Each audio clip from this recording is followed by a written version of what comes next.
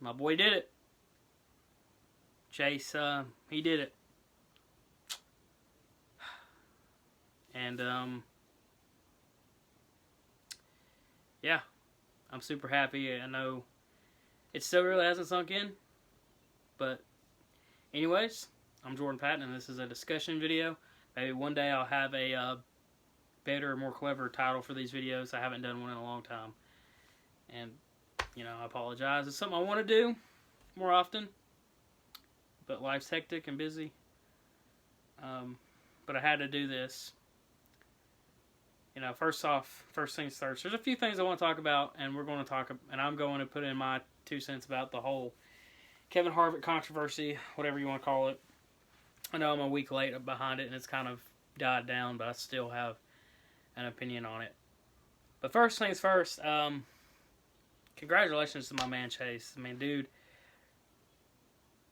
he's been consistent all year. He was, he's only had a few bad finishes, and just because I think strategy screwed him things. It's a good solid championship season. 5 wins, right? Yeah, 5 wins. And it's the first time my favorite driver has ever won back-to-back races. Dale Jr. never won back-to-back races. Any of my other drivers I've cheered for that, maybe Carl Edwards, I guess, but my number one driver who I cheer for, and I'm definitely, is my favorite driver, has never won back-to-back races, which is something I didn't really think about until, earlier today. So, that's awesome. He ran that race really well. Starting the very back, and I was calm. Everybody that was for Chase, I think, was pretty calm. I watched the interview with Bill. He was kind of the same way. Last week I was nervous because he had to do it to get in there, but I kind of decided, if he didn't win, I was still going to be very happy and, good, positive forward momentum. But I kind of just had this feeling like he's going to do it. Didn't really know how to explain it. Of course, the last 20 laps or so, my heart was in my chest because, again, I've never had my favorite driver win a championship. And it's awesome. The dude is, he's a will man. Carried himself through the interviews and everything. Handled himself very professionally and maturely. And it was good to see him. You could tell how much it really meant to him in that car. He definitely had tears running down his eyes. You definitely could tell he knew what he had done, and he would really appreciated everything. And it's just pretty awesome, 24 years old. Great season.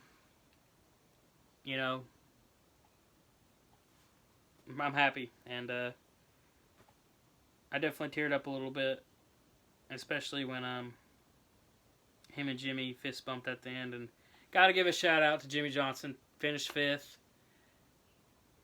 They pretty much gave him the green light to do the burnout, but he said, "Nah, this is Chase's time." And as much as I wanted to see them do a double burnout, he's like, "Nah, let Chase have his moment." He did a little Polish victory lap at Phoenix, where I think Alan Quickly did it the first time, so that was cool. I do kind of hate Jimmy Johnson's obviously the more prestige of the other 2 drivers, Clint Boyer and Matt Kenseth. And Matt Kenseth, a very disappointing season. In the last video I did, I was talking about how I was sure he was going to get some wins. And it's just, I don't know, they just never got it. They never got it. They were just not a good team. And I think it also kind of attributed how good Kyle Larson is, but I don't know. I kind of got through saying goodbye to Matt Kenseth a couple years ago. And I think it's kind of it sucks. I really hate that his season kind of ended like that, but we don't need to forget he is one of the best drivers to do it as well. And I actually got to see him race this year, so that was cool at Bristol. And Clint, you know, Clint's just a pretty awesome dude. He's funny. I can't wait for him to be in the Fox. I think he's going to kind of. Fox definitely was lacking something bad without Daryl in the booth. They're lacking that kind of, I guess, that color commentary. And Clint will definitely bring that. And it's just kind of, it's funny. It's cool to have him and Jeff Gordon in the same booth together. But that'll be good. It'll make Fox a little bit more enjoyable this next upcoming year. Which, don't get me wrong, I love Jeff Gordon in the booth and Mike Joy, but they need that color commentator. So I'm gonna miss him. I hate he wouldn't get a win this year, but it just really shows how hard winning is. Of course, Jimmy didn't either, but I'm glad he went out with the top 5 finish. But anyway, that's pretty much my thoughts. You know, I'm glad, and I'm gonna miss Jimmy and Clint. It's making me feel old because I remember when Jimmy Johnson was the Chase Elliott coming in. So yeah, and but the other championship races, I didn't get to see him all the way through. I just saw the tail end, the last restart of the Xfinity race. I was definitely pulling for my boy Allgaier and Chase Briscoe. I don't know what happened to Chase Briscoe. I think he had a flat tire or something. And Justin Allgaier didn't have the new tires, and he got done in on that restart, and Austin Cindric got the win, which I'm not upset about at all. Austin Cindric definitely deserved it. Pretty solid dude, and I was thinking about it. I realized that both of them, Austin Cindric and Chase Briscoe, were driving that 60 car that just could not seem to not get a DNF a couple years ago. So it's good to see them both find success. Chase Briscoe, my pick for Rookie of the Year, which I don't really know who else is going to be bumped up full-time next year. So he may already be a lock-in. But, yeah, that was cool. I can't wait to get that race version. It's Menard's race win with the donuts on it, so it's going to look good. And truck race, I just seen the highlights. I saw that Sheldon Creed came from 9th to 1st, and it's pretty cool. I'm not going to sit there and give him like all the praise in the world, because the way those restarts happen at Phoenix, it's not unthinkable, but it's still a really good accomplishment. I'm not really sure how I feel about Sheldon Creed. I'm definitely the GMS fan. I think I was more pulling for Moffitt and Zane Smith. But I'm not mad that Sheldon Creed won. But yeah, it's been an awesome season. There's a lot of negative people out there and social media and YouTubers, and I don't get it, man. This has been, NASCAR has really, I'm proud of NASCAR. I'm proud of being a NASCAR fan. There's going to be those people out there who are mad about the stupid political things, like the new situation, and I will stand with Bubba on this again. That dude did not put that noose there. It was, there's a reason why they thought that. It wasn't, I'm not going to get into that, really. I think NASCAR, I think NASCAR did the right thing, and I don't think it's a sissy move or whatever. And I'm just proud because we were the first sport to get back going. We're the first sport to have people. And the drivers and all the crew and all the broadcasters, they did a great job of bringing us a full 36 race season. And in my opinion, one of the bright spots of 2020. And it just good, a lot of good finishes. There's maybe only 1 or 2 races where I'm just like, meh.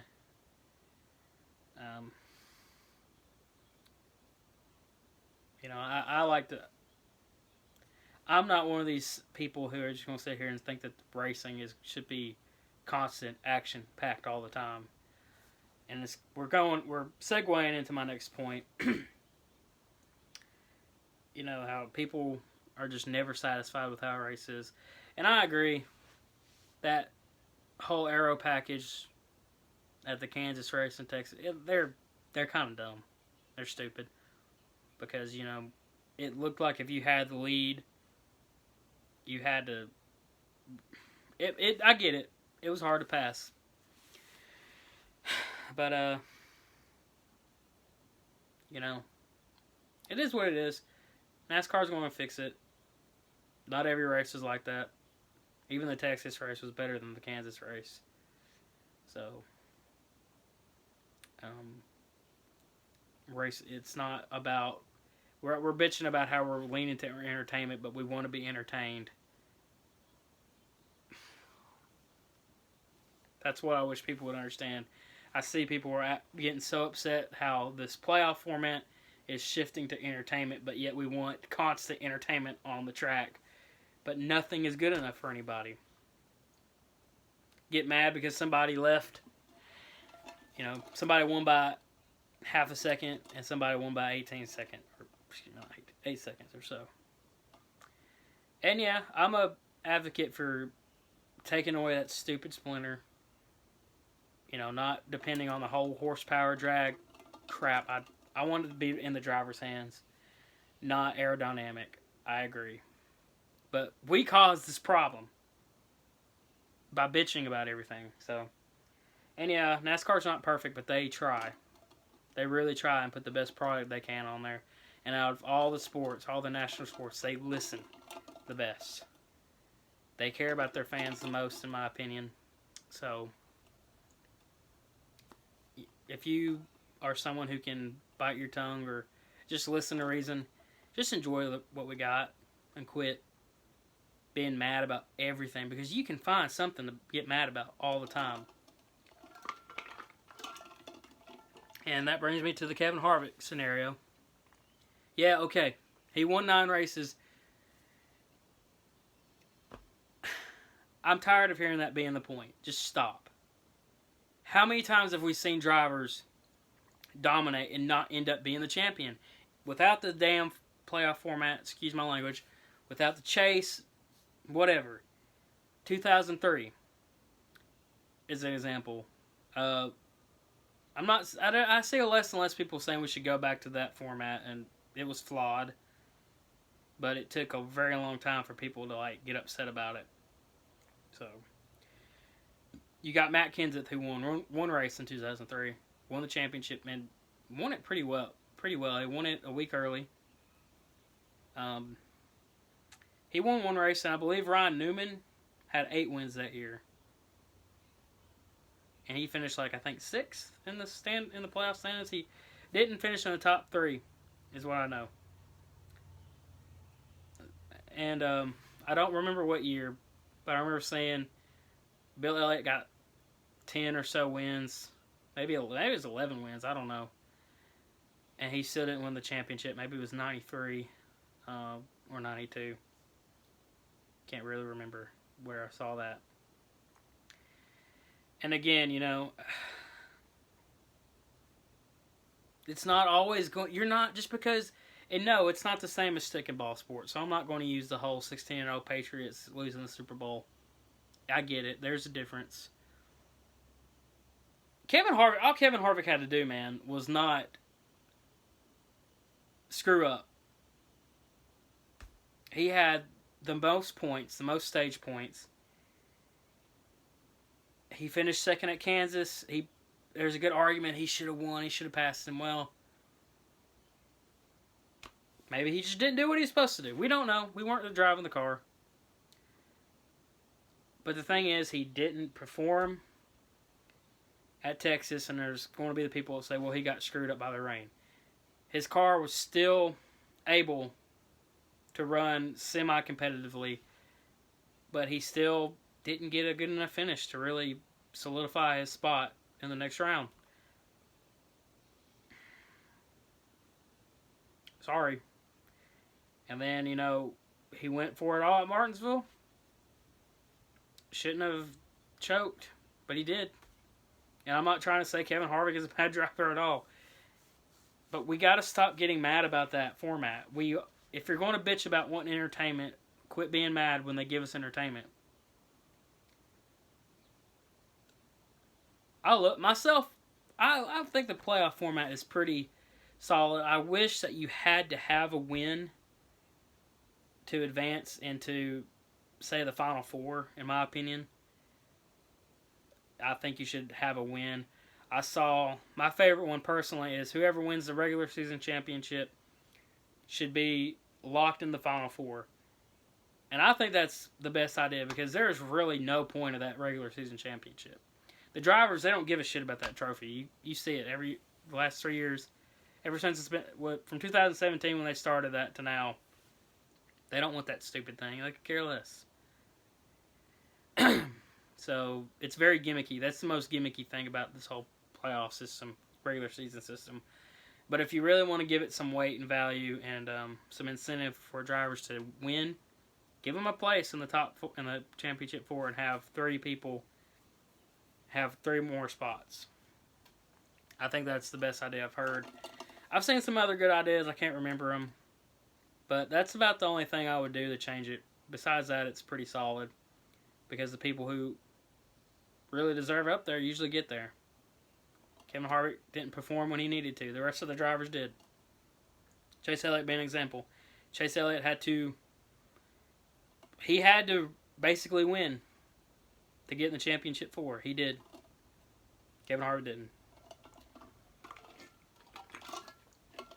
I know it sucks and it doesn't seem fair, but life isn't fair and it's not going to get fair when in competitive sports. Doesn't matter if it's motorsports or stick and ball sports. I mean, it wasn't like he didn't have the opportunity. He just did not perform. His team, he didn't, whatever. And, I really wish I knew what he meant about the Earnhardt and Petty comment. It's not like winning these like Earnhardt and Petty. I don't know if he said they had it easier. I mean, it's definitely different, and this is the whole argument where people are like, Jimmy Johnson shouldn't be a 7-time. It doesn't matter, guys. Given what the drivers have in front of them, they race in that way. The drivers who came before them would race a certain way. We're not going to know. We got to stop sitting here. We got to stop sitting here thinking about all these scenarios that are never going to happen. And it comes down to me just the same way with trying to figure out who the best basketball player of all time is. Just enjoy greatness. Yes, it's fun to speculate. Yes, it's fun to rank. But at the end of the day, we're not going to know what Earnhardt and Petty would do with the championship system. We're not going to really know what Johnson and Gordon and all of them would do if the system never changed. Anyways, that's the end of my rant there. I'm going to close out with I'm excited for 2021. Kyle Larson's coming back. He's going to be driving the number 5. Super excited and super glad he's got a second chance. I still see people digging on him saying, improved his career by saying something like that. Shut up. Just shut up. Wouldn't you want a second chance if you done something to screw up? Yeah, you would. I think he's going to not do that again. He said a word. It's an offensive word. I understand. He shouldn't have said it. It was stupid. He got punished. I think he got what he deserves. And the dude's getting his second chance. I'm all for second chances. So, yeah.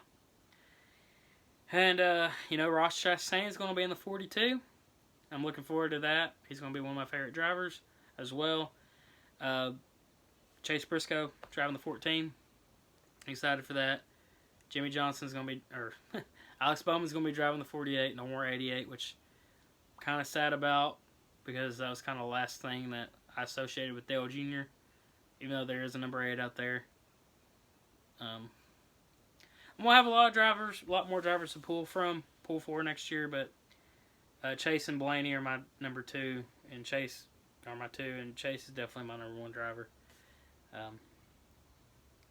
But, I think there's a lot to look for 2021. and the future of NASCAR looks good. I like the schedule. Going to have a race at my home track, Nashville Superspeedway.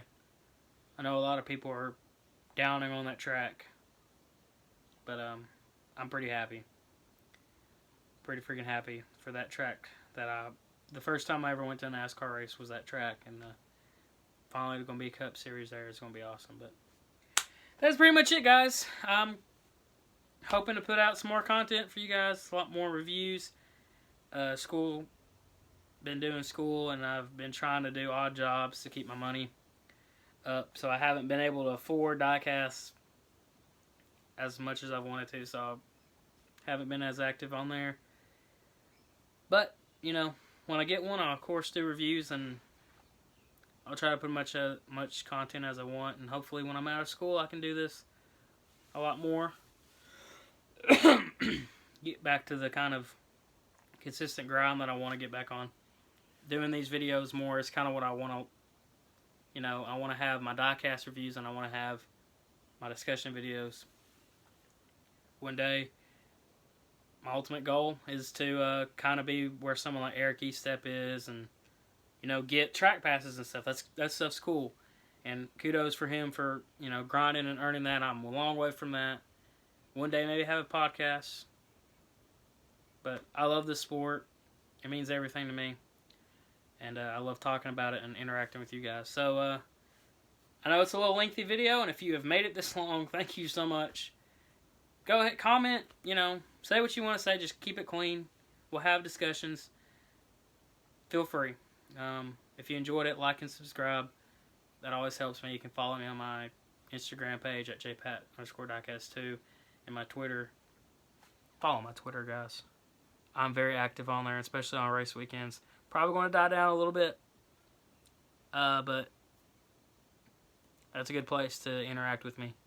So, peace out, guys. I hope you have a good one, and we'll see you on the next one.